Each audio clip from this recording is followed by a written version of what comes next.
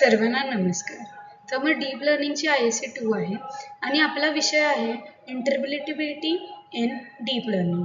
माझं नाव श्रावणी मोहन जाधव. मी DY पाटीलची विद्यार्थिनी आहे. तर मग आपण बघूया की इंटरप्रिटेबिलिटी इन डीप लर्निंगचं इंट्रोडक्शन. तर इंट्रोडक्शन मध्ये आपल्याला काय कळतंय की जे ते युजर आहे त्याचा ट्रस्ट कसा बिल्ड करायचा, AI डिसिजन्स कसे एक्सप्लेन करायचे आणि फिक्सिंग प्रॉब्लेम कसं करायचं, त्यांचा बेसिस आणि इनकरेक्टेबिलिटी प्रेडिक्टेबिलिटी कशी आहे ह्याच्यावर आपण जास्त करून फोकस करतो. आणि आपण मेक शुअर करायचं की द मॉडेलची ट्रान्सपरन्सी आणि अलाइनमेंट ह्युमनच्या व्हॅल्यूजच्या प्रमाणे आहे. तर मग आपण बघूया एक्झाम्पल आहे मेडिकल डायग्नोसिस मॉडेल. त्याच्यामध्ये ते हेल्थकेअरमध्ये येते.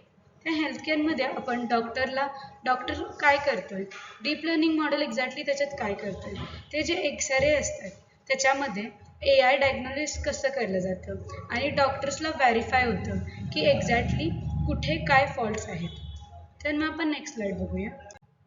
तर मग आपण कन्सेप्ट बघूया एक्झॅक्टली काय येतं डीप लर्निंग. मग जर आपल्याला डिसिजन मेकिंग प्रोसेस करायची असेल तर ते AI मॉडेलची मग ते काय करतं, हेल्प करतं कशासाठी, आयडेंटिफाय करतं, फीचर्स करतं, परत अफेक्ट करते मॉडेल प्रेडिक्शनसाठी. परत डीप लर्निंग सिस्टीम काय करते, ती मोर ट्रान्सपरन्सिबल आहे आणि ॲक्सेसिबल आहे.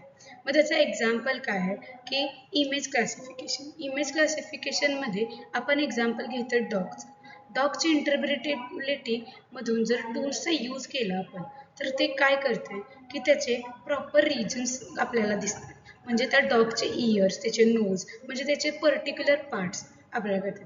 मग त्याच्यामुळे आपल्याला हेल्प काय करते की मॉडेल काय करते, फोकस करते कशामध्ये तर रिलेव्हंट फीचर्सवर आपल्याकडे लक्ष देते ते. आणि जे अनरिलेटेबल जे बॅकग्राऊंड आहे ते डिटेल रिमूव्ह करते.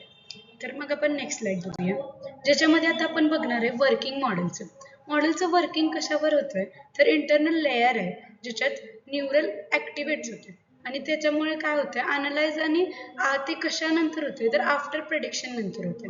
आणि त्याच्यामध्ये वेरियस टेक्निक्स यूज केलेले आहेत. तर त्याच्यामध्ये हँड मॅपिंग यूज केलेलं आहे. म्हणजे ते काय करते की हायलाईट करते फक्त इम्पॉर्टंट फीचर्सवर आणि त्याच्यानंतर ते डिसिजन घेते. मग रिझल्ट काय होतोय त्याचा की रिझल्ट नंतर त्याचं अंडरस्टँड होतंय, काय होतंय त्याचं मॉडेल अंडरस्टँड होतंय, मग रिझनिंग होते, मग त्याचं डिटेल पीस होते आणि मग त्याचा जो एरर आहे तो फाइंड होतोय.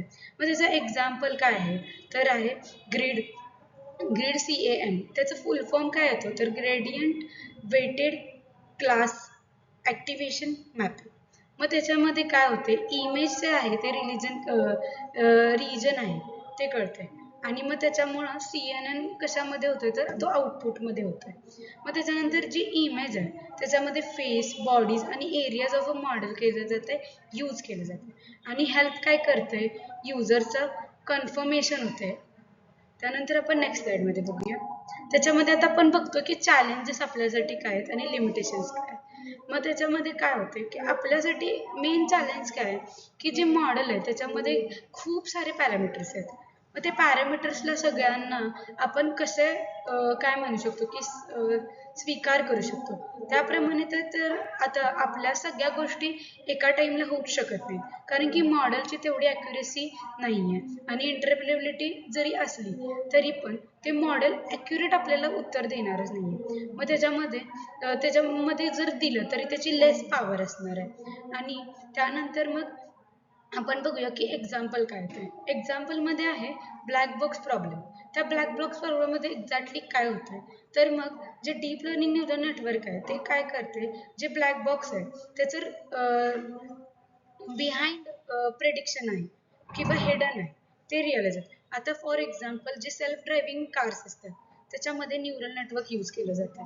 त्याच्यामध्ये काय होतं की आयडेंटिफाय करते स्टॉप सिग्नल, मग त्याच्यानंतर आपली गाडी स्टॉप होते. तसे जे लिमिटेड फीचर्स आहेत त्याच्यावरच फोकस केलं जातं. हे आपल्याकडे चॅलेंज आणि लिमिटेशन्स आहेत. तर नेक्स्ट स्लाइडमध्ये आपण बघूया की समरी काय आहे. तर आपल्याला ह्याच्यातनं काय कळतंय की मॉडेलची जी ट्रान्सपरन्सी आहे ती AI सिस्टीम थ्रू आहे आणि त्याच्यामुळं ते आपल्याला हेल्प काय करते की एरर काय आहेत, बेसिस काय आहेत आणि त्याच्यामुळे जे अनफेअर आउटकम्स आहेत ते आपल्याकडनं कमी होतील.